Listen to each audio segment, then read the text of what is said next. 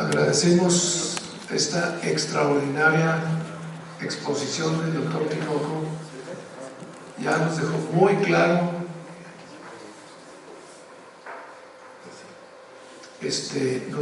claro todo el antecedente histórico de este gran problema que desgraciadamente nos sucedió. No sé si haya preguntas de parte del auditorio para el doctor Tinoco. Felicidades por su magnífica ponencia. Gracias. Es la primera vez que realmente tenemos datos concretos, nosotros de conocimiento de lo que ha estado pasando, y como vamos a estar participando con el doctor Enrique en el tema de seguridad, pues lo felicito, gracias por esto. Y vamos a hacer unas preguntas, pero a lo mejor con la charla del doctor Ruano se nos puede aclarar. A mí me gustaría que si al finalizar la charla del doctor Ruano usted va a estar presente, a lo mejor claro. hacer preguntas. Sí, me parece que es el momento adecuado. Sí, muchísimas gracias. Gracias. Y el doctor espera que también va a hablar sobre las infecciones. Yo creo que al terminar podemos hacer un panel de preguntas. ¿Sí? Gracias. Gracias a ustedes.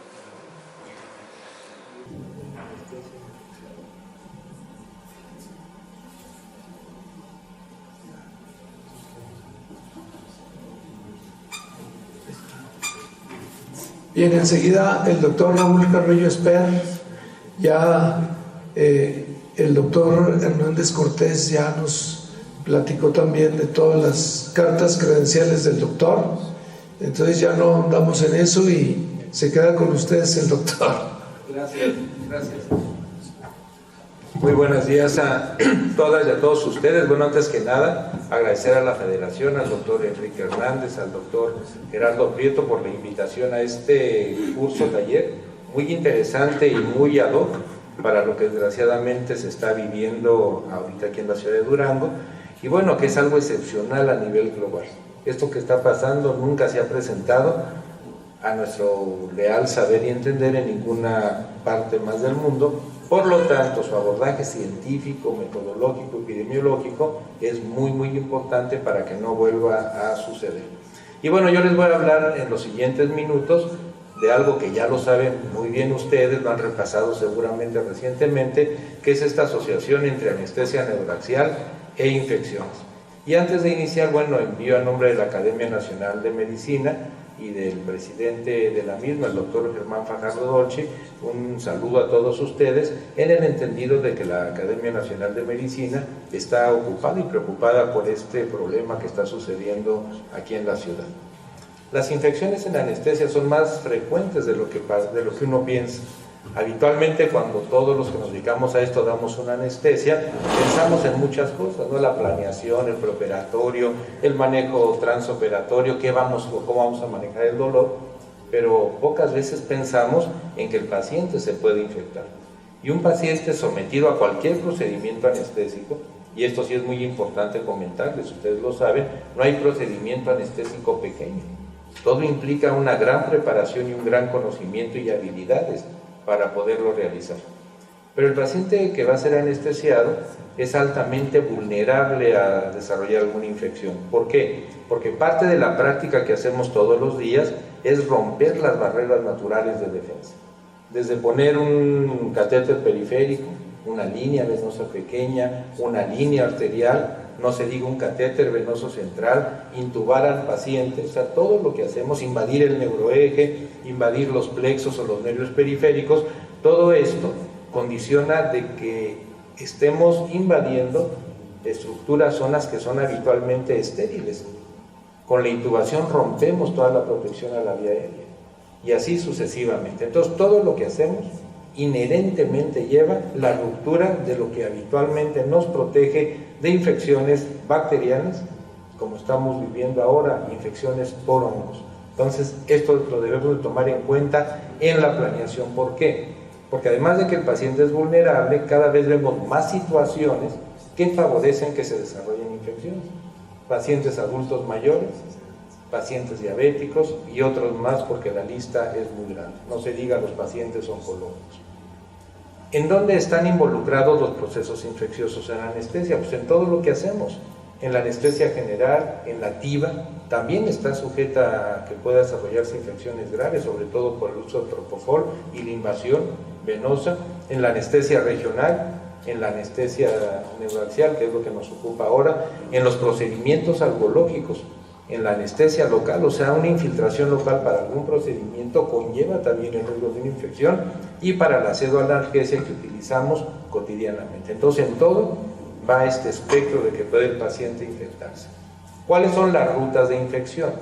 La más habitual es la anestesiólogo-paciente. Indudablemente en la literatura científica es una de las más frecuentes. 2, paciente-paciente, también puede suceder eso. Y esto puede estar involucrado en lo que se está viviendo. Y otro tipo de desarrollo de infecciones de ruta es paciente-anestesiólogo. Esto lo vivimos todos los que estamos aquí cuando atendimos pacientes COVID. Yo cuando me infecté por COVID, es intubando a una chica joven que no podían intubar mis residentes, entré al quite, pero no me puse bien el equipo de protección y desarrollé COVID. O sea, eso también está latente y por lo tanto aprendimos que el manejar la vía aérea pues no es como nos lo habíamos hecho toda la vida, un cubreboca que traíamos aquí a la mitad de la boca, sino tenemos que usar una buena protección. Entonces son las rutas de infección. ¿Qué pasa con estas infecciones asociadas al cuidado de la salud? Porque las infecciones adquiridas alrededor de un procedimiento anestésico así pueden ser catalogadas. Uno, incremento en la morbimortalidad, esto se está viviendo. La estancia hospitalaria se prolonga. La inversión en salud, o sea, los costos de atención también se incrementan. Demandas médico-legales y también el sufrimiento del paciente, sus familiares y de los colegas anestesiólogos que están involucrados en el proceso. Estas son algunas de las secuelas y secuencias y complicaciones de esto. Pero bueno, vamos a pasar a hablar de las infecciones asociadas a procedimientos anestésicos en neuroeje. En especial la meningitis, que es la que ocupa y que el doctor Tinoco hizo una excelente relatoría de lo que está sucediendo, un excelente abordaje y proceso de investigación, y los abscesos peridurales, que ahorita, bueno, están un poco opacados, aunque también son frecuentes por los casos de meningitis. Vean ustedes, les voy a presentar como marco de referencia, hay mucho de esto publicado por algunos estudios importantes en relación a esto. En el Miller, en el libro clásico de anestesia, habla de que las meningitis complican y los abscesos peridurales 1 en 10,000 procedimientos anestésicos. Aunque si bien no es tan alto, bueno, el que se presente un caso puede ser devastador. También lo relaciona al tiempo de bloqueo, sobre todo en procesos epidurales en los que se coloca un catéter que favorece el desarrollo de un absceso peridural. Que este dure más de 48 horas, sobre todo cuando se dejan catéteres de estancia para analgesia postoperatoria. Y bueno, las comorbilidades que tiene el paciente. Hay una buena cantidad de reportes que correlacionan el estado físico del paciente con el desarrollo de abscesos peridurales y meningitis. Es un factor de riesgo muy importante. ¿Esto qué significa? Un paciente que tiene, no sé, una infección urinaria, que tiene una infección pulmonar o algún otro tipo de proceso infeccioso y se le coloca un bloqueo subaracnoideo o un bloqueo peridural, tiene más riesgo de desarrollar meningitis o abscesos, aunque esté distante el proceso infeccioso del bloqueo. Por lo tanto, se recomienda de que estos pacientes no sean sometidos a anestesia neuroaxial. El riesgo se incrementa de manera significativa. Y necesariamente otro factor es la técnica que se sigue. En este estudio también evalúan los riesgos y la prevalencia de estas entidades y fíjense, en este trabajo 3.6 a 7.2 por 100,000 casos de meningitis en procedimientos neuroaxiales en general y de 0.2 a 83, este rango tan amplio es por los estudios que se evalúan de casos de absceso peridurales. Y esto es interesante, miren, esta es una publicación del reporte semanal que hace los Centros para el Control de Enfermedades Infecciosas de los Estados Unidos de meningitis bacteriana que se desarrollaron posterior a un bloqueo peridural o subaracnoideo. En Nueva York, 3 casos causantes por Streptococcus salivarium y 2 casos por Streptococcus salivarium también en los pacientes. Curiosamente, en estos casos reportados, el mismo anestesiólogo, en ambos casos de Nueva York y Ohio, bloquearon a la misma paciente, a diferentes pacientes. Y estos anestesiólogos, cuando se les estudió por cultivos y PCR de la flora de la mucosa nasal y orofaringia, fueron exactamente la misma cepa que infectó a la señora. Entonces, hay una estrecha relación, y así está publicado en otros casos más, de las bacterias que porta el anestesiólogo y que infectaron con cuadro de meningitis a las pacientes. Y cuando se les interrogó a estos doctores, a estos colegas, el cubreboca no estaba bien colocado. Lo tenían, como habitualmente lo tenemos, a media boca. O sea, no cubrían la nariz y en otro caso no cubría la barbilla. Entonces, hay una estrecha relación bacterias del anestesiólogo con las bacterias que causaron, en este caso, la meningitis. Este es un estudio muy interesante, este y el otro que les voy a presentar. En este estudio analizan 10 años de meningitis secundaria a bloqueo subaracnoideo de diferentes países y de diferentes instituciones. Aquí están los países que participaron y bueno, salieron publicados 179 casos. Y este reporte se hizo en relación a que se presentaron 3 casos aislados de meningitis bacteriana postpunción subdural y bueno, quisieron ver qué pasaba en este gran estudio. Entonces, un estudio muy interesante. Aquí les paso brevemente cómo hicieron el análisis de cada uno de los 179 casos. Como pueden ver, hacen la descripción, ven qué les pasó, cómo fue el bloqueo, cómo fue la técnica del bloqueo, qué le pasó a la paciente, si sobrevivió o falleció. En este caso todos fueron meningitis, muchas de estas secundarias a procedimientos en obstetricia o fuera de la anestesia obstétrica. Y si se fijan, bueno, esto ya luego lo van a analizar con más cuidado cuando revisen el trabajo, la gran mayoría de los casos fueron por estafilococo, ya sea aureus epidermidis o por Streptococcus viridis. Son los más frecuentes, aunque también hubo casos por Pseudomonas, Klebsiella, Neisseria y Corynebacterium, que fueron otras bacterias asociadas, pero las menos, pero ninguna fue por hongos. Esto es muy importante que se tome en cuenta. Realmente los casos de meningitis postpunción subaracnoidea por hongos son pues muy pocos. Ayer me decía Enrique que yo no leí ese reporte, que hay un reporte de 3 casos, ¿no? Después por ¿qué hongo fue, Enrique? No recuerdo el hongo, pero es el estudio bueno, de Tailandia o de por ahí, ¿no? Cuando el tsunami de Sri Lanka. Entonces son casos excepcionales, o sea, por hongos, cualquier tipo de hongos, que nos ocupa o cualquier otro es realmente excepcional. Meningitis postpunción de esto. Fíjense, yo trabajo en una unidad de terapia intensiva que ve quemados graves, 80-90%. En un lapso de 10 años hemos tenido 4 casos de Fusarium solani.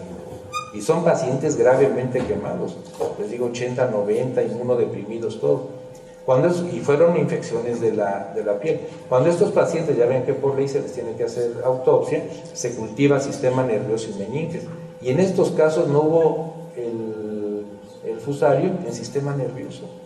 Y en todas las más partes que se biopsiaron y se estudiaron, estaban llenos como lo que nos presentó el doctor Tinoco de Fusarium. Entonces es excepcional por estos medios que llegue un hongo al sistema nervioso. Los casos de meningitis postpunción necesariamente son más frecuentes cuando el bloqueo es espinal, subaracnoideo, aunque también se puede ver en en bloqueos peridurales, cuando se hacen estudios mielográficos, ya ven que es un estudio que hacen con frecuencia neurocirujanos o neurólogos, en punciones lumbares diagnósticas. Ya ven que luego nos piden a los anestesiólogos, cuando no pueden tomar del cultivo del litio esfalorraquídeo, los colegas internistas o el neurólogo nos habla a que les ayudemos a la punción. Bueno, hay casos también de meningitis por la punción del espacio subaracnoideo a nivel lumbar. ahí nos inyectan anestesia, no, pero se puede infectar. Y otro por inyección de esteroides, y también hay casos reportados por bloqueos combinados, cuando ponemos un combinado subdural y peridural. Está reportado en todos estos escenarios.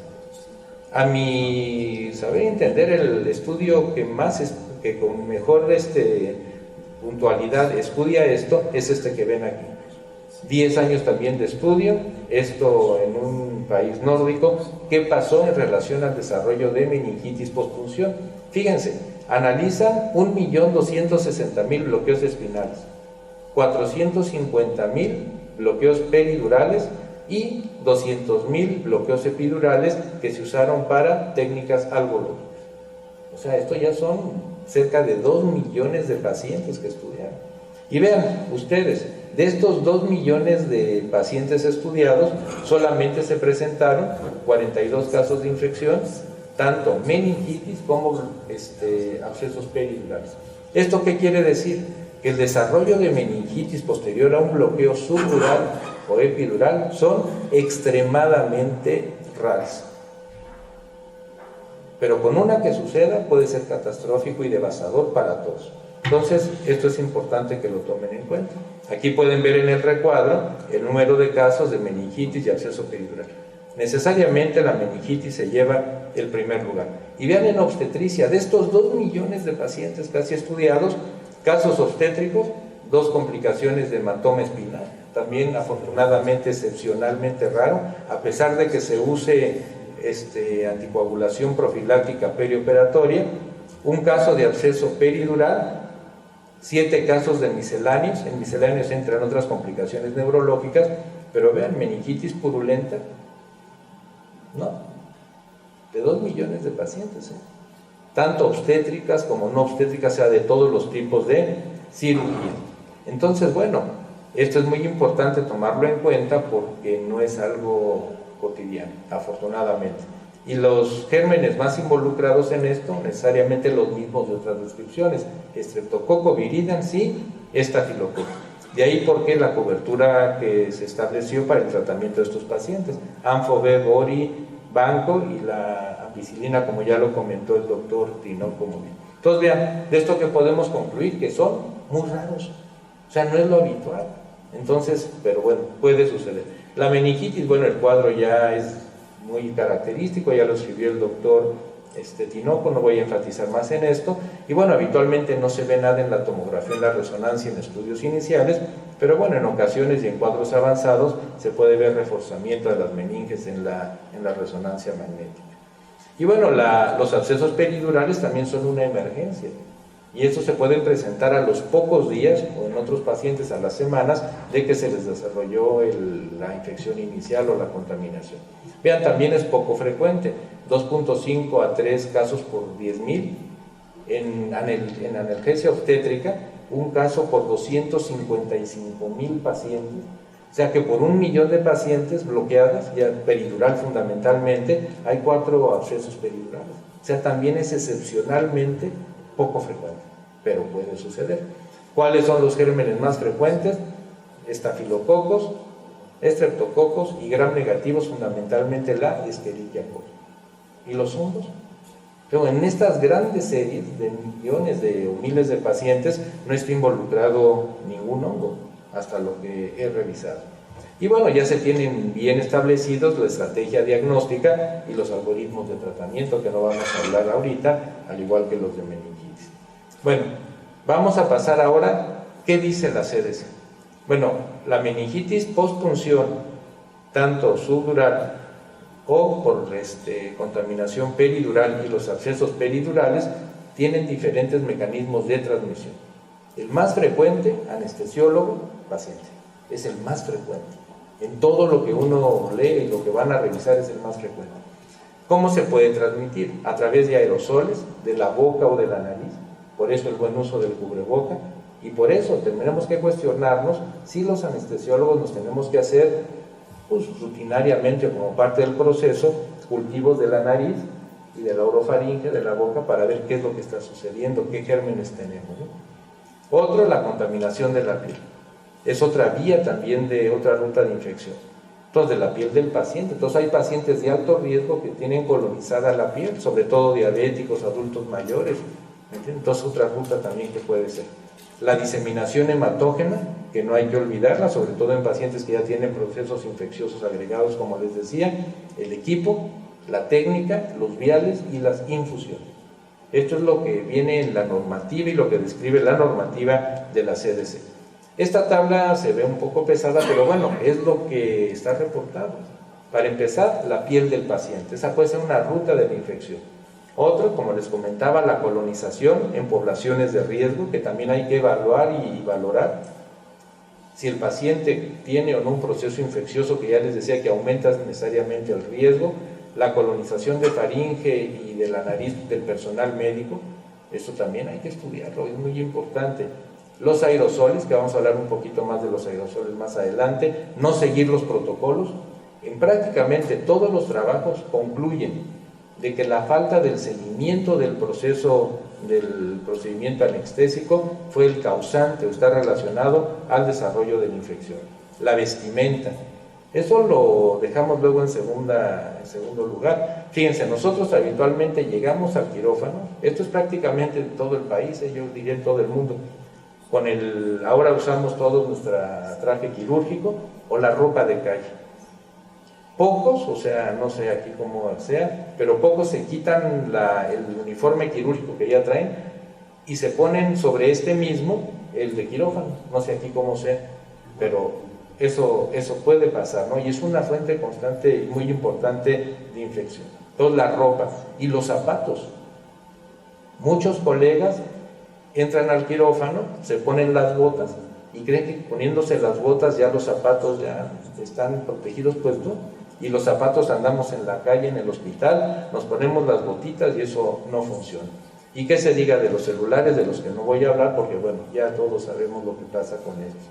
No usar joyería.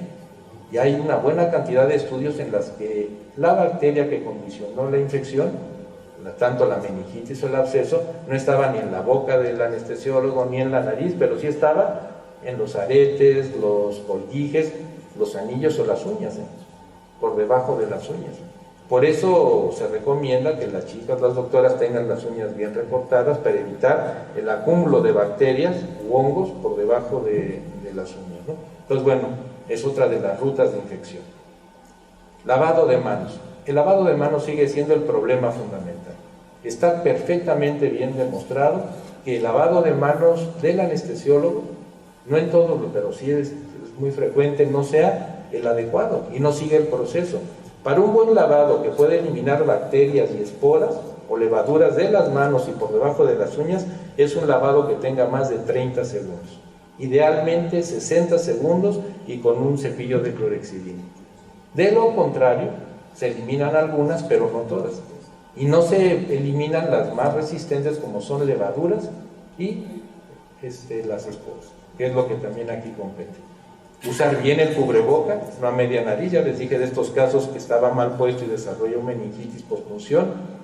Usar gorro, luego el gorrito lo ponemos hasta acá y demás, bueno, un buen uso del gorro que cubra todo el pelo, y las chicas con pelo largo, los colegas anestesiólogos de pelo largo, cubrirse bien toda la parte posterior de la cabellera. Los guantes, bueno, un buen calzado de guantes, porque cuando se hace un mal calzado de guantes, porque lo voy a decir más adelante, también favorece la contaminación. Y la bata que sea estéril. La bata tiene que ser estéril, no la bata que nos dan habitualmente de tela, sino tiene que ser un equipo con bata estéril para poner el bloqueo. O sea que para poner un bloqueo tenemos que vestirnos y lavarnos las manos igual que el cirujano. Eso es muy importante. Hacer una buena limpieza de la piel y el empleo de campos. Muchas veces nada más se lava la piel con clorexidina y luego, sin poner el campo que ya conocemos, se pone el bloqueo. Eso puede ser ruta de infecciones, está bien demostrado. El equipo empaquetado, bueno, eso ya es obvio decirlo, ¿no? Empaquetado de no reuso ni uso cruzado. Es también frecuente ver que, bueno, se toma el anestésico y luego este mismo anestésico que quede en esa jeringa se utiliza para otro paciente. Ese es el uso cruzado. Bueno, no hay que seguir esa práctica porque incrementa el riesgo de infección. Todo catéter que quede debe de tener un filtro bacteriano. Entonces ustedes recuerden cuántas veces ponemos en el catéter peridural el filtro, ¿no? Para poder seguir infundiendo, pasar el medicamento. El no usarlo incrementa el riesgo. Y algo que es muy importante, y eso lo recalca mucho toda la bibliografía y todas las guías de práctica clínica, es usar viales de medicamento únicos, no los viales de medicamento múltiples. Eso les voy a mostrar unas imágenes más adelante. Bueno, de las agujas y jeringas, pues qué decir, una jeringa para un uso y un procedimiento, no el reuso de jeringas. Aunque le quiten la aguja, la jeringa, con el líquido que vamos a emplear queda contaminado, entonces hay que tener mucho cuidado con esto. Llaves de 3 vías, entre menos se usen en un procedimiento, mejor. Incrementan de manera significativa la contaminación, y algo que no debemos desechar de nuestra mente, así como los zapatos, es el agua que se usa. Vean, este es un trabajo como otros que hay, de cómo se muestra claramente que el uso de las botas que habitualmente empleamos, estas o las más larguitas, no sirven. Y en cuántos quirófanos, bueno, no en el quirófano, sino fuera, donde uno se cambia, así están, ¿me entiendes? Los zapatos, los suecos, los crocs, todo ahí contaminado, ¿no? Y eso está afuera del quirófano. Entonces hay que tener mucho cuidado con esto y tengan en cuenta, las botas no disminuyen el riesgo de contaminación bacteriana. Y luego ustedes se fijan, se pone el tapete antiséptico, ¿no? A la entrada. Pero después de 3 horas o 4 de un turno, ¿cómo queda el tapete? Y ese tapete queda pues para todo el día, y al otro día pues lo cambian, si es que bien le va, ¿no? Entonces ya todo el tapete está pisado, ya no tiene sus características para parar bacterias. Y esto que es muy importante, este es un trabajo recientemente publicado por un grupo de japoneses. Y ellos lo que evalúan son los aerosoles que se crean cuando uno camina en el quirófano. Vean, eso es bien interesante. Vean cómo, cuando uno, este es el personal, ¿no? Aquí está la bata y las botas. Vean, cuando uno camina, este es el aerosol que se genera, todos estos puntitos. Imagínense, los zapatos sucios, las botas no sirven, el tapete antiséptico pues ya está todo pisoteado, no se cambia con la frecuencia debida, y por X motivo la chica que hace el quirófano, el chico, no lo asió bien. Entonces vean el aerosol que se va levantando por una persona. Aquí se ve claramente. Y vean aquí es cuando están caminando varios en un quirófano. Vean cómo la cantidad de aerosol que se genera es altísimo. Y vean, el aerosol que se genera puede llegar hasta la mesa del quirófano, la mesa de operaciones.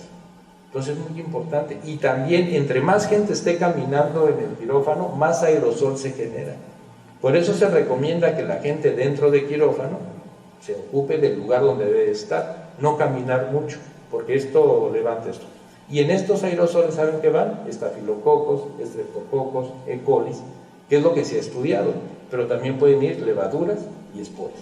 Y vean ustedes hasta dónde puede llegar. Aquí es la zona más álgida, ¿no? Aquí es cuando camina uno solo y aquí cuando están caminando muchos. Pero vean ustedes hasta dónde pueden llegar los aerosoles cuando se está caminando. Entonces, algo que debemos de tomar en cuenta. Cómo fue la movilidad dentro de ese quirófano, ¿no? Y bueno, los zapatos, ¿no? Que les decía. Vean las suelas de los zapatos de un buen número de cirujanos, anestesiólogos del personal. Vean cómo están colonizados por una gran cantidad de bacterias. Entonces todo se va conjuntando, no es un solo factor, sino que vale.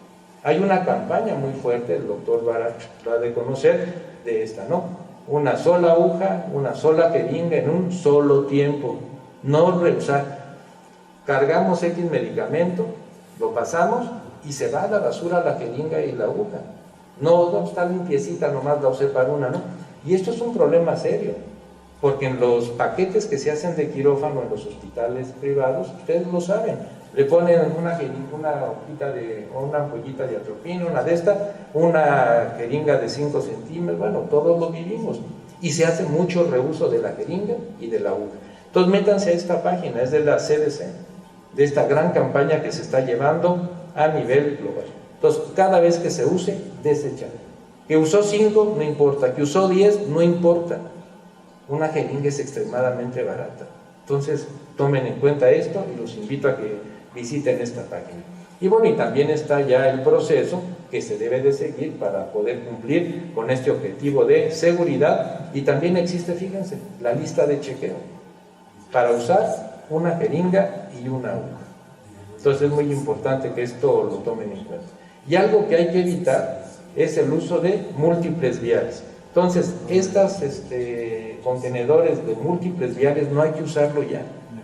Fíjense, las ampollitas de Gilo de este tipo, o los contenedores, los frasquitos, van de quirófano en quirófano, o en los servicios de urgencias, o en la unidad de terapia intensiva, o en el piso, cuando se ponen los catéteres centrales, que eso lo vemos en todos los hospitales.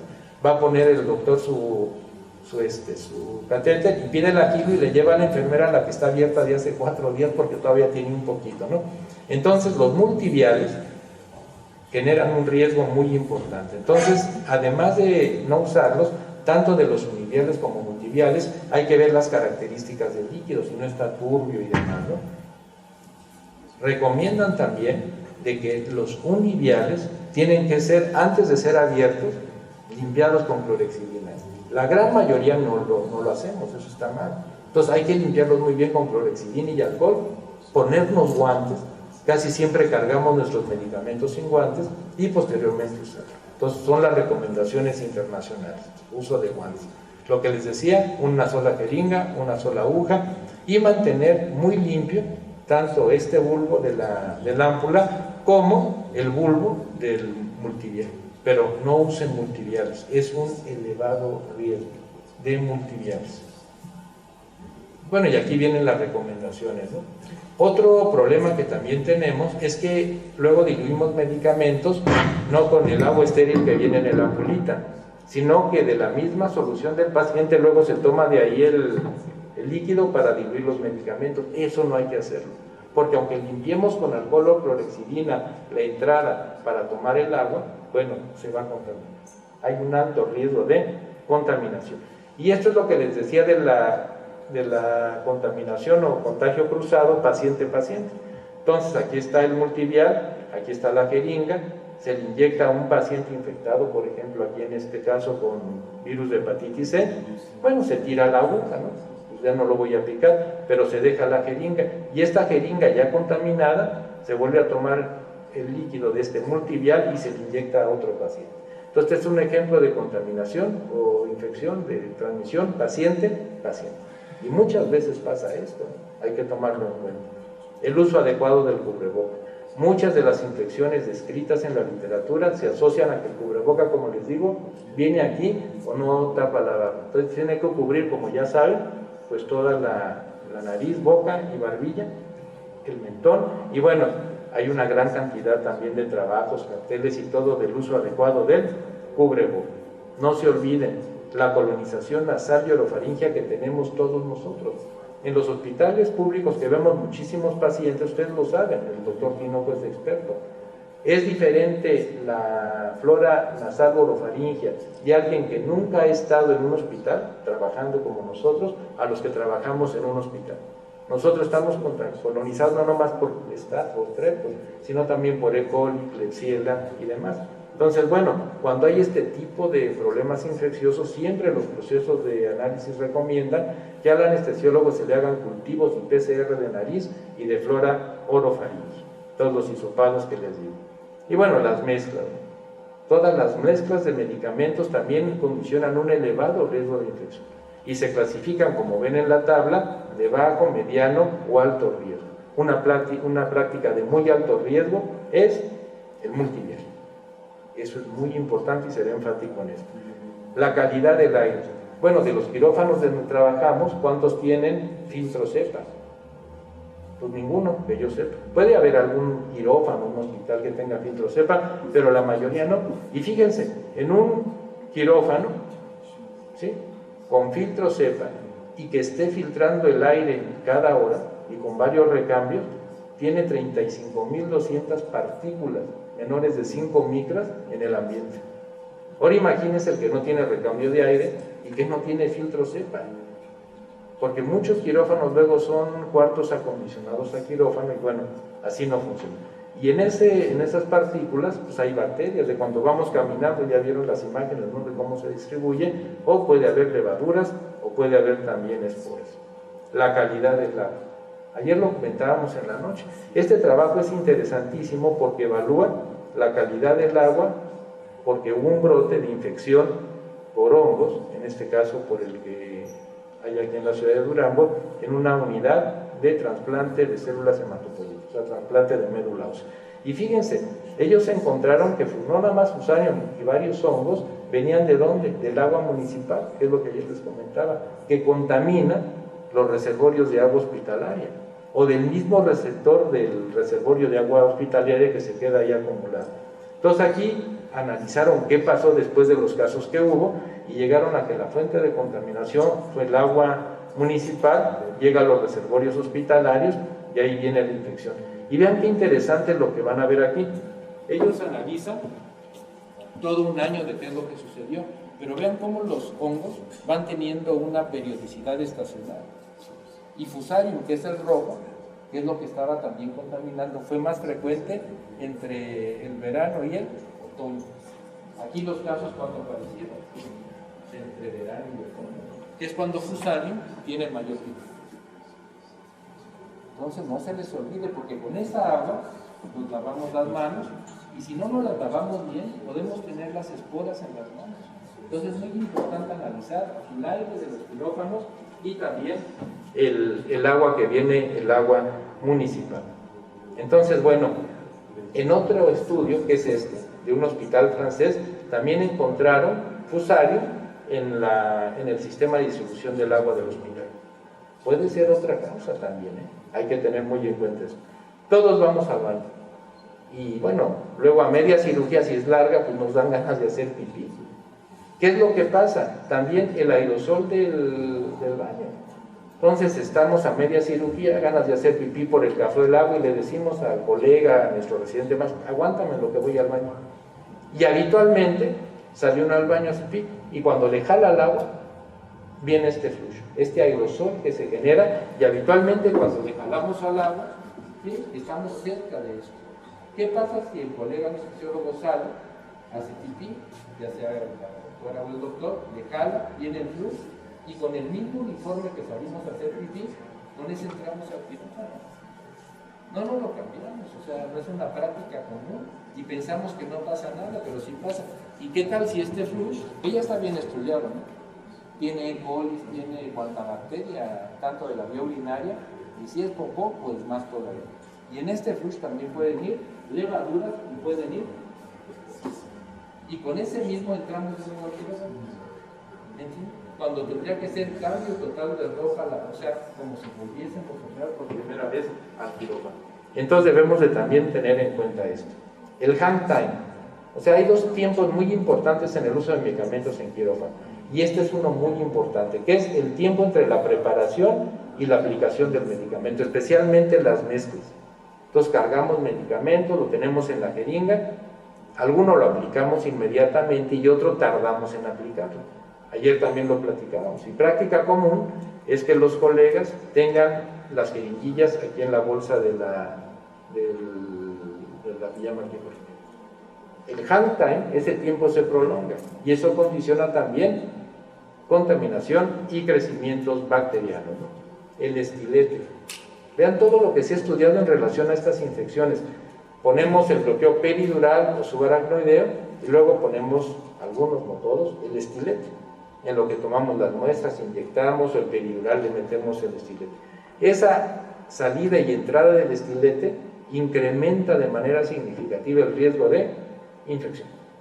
El estilete, por ejemplo, en los bloqueos subdurales para bajar el índice de cefalea postpunción, bueno, el poner el estilete ayuda, porque hay menos fuga de líquido, pero incrementa el riesgo de infección, ya sea meningitis o bloqueo peridural. Entonces hay que tomar muy en cuenta también esto. Y bueno, ya prácticamente para terminar, no se les olvide, esto acaba de ser publicado, son las guías de práctica clínica de la Sociedad Americana de Anestesia y de la ASRA, en la cual, bueno, hacen una muy buena evaluación, muy puntual, de la prevención, diagnóstico y manejo de infecciones asociadas a técnicas neuroaxiales. Yo los invito a que la lean, o sea, son pocas cuartillas y les puede dar una idea más general. En conclusión, las complicaciones infecciosas posteriores al abordaje del neuroeje, como ya vieron, son poco frecuentes, pero si se presentan son devastadoras. Su génesis es compleja, o sea, hacer una evaluación de un caso en particular es complejo porque ya vieron todos los factores que están alrededor. La educación médica continua como esta es fundamental para mejorar la calidad y seguridad, y bueno, es imperativo seguir todas las prácticas clínicas y todas las guías que hay publicadas con esto, ¿no? Y recordar también que en anestesiología no hay procedimiento pequeño y o libre de complicaciones.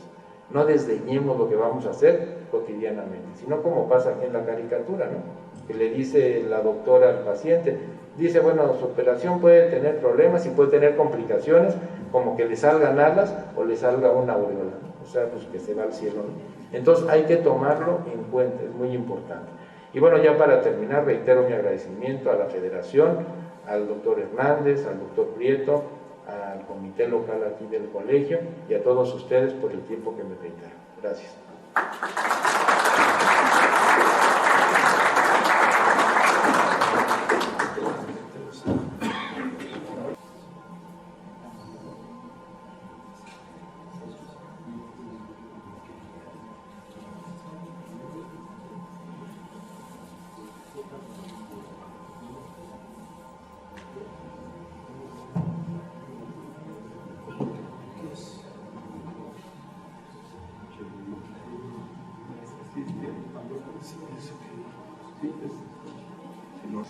Bien, pues muchas gracias al doctor Carrillo Esper por demás interesante y explicativa su disertación. Y bueno, todo eso nos tiene que hacer una reflexión, una retrospección de todo lo que, en todos los errores en que caemos cotidianamente y que de alguna u otra manera nosotros podemos ser el conducto de esas infecciones en nuestros pacientes.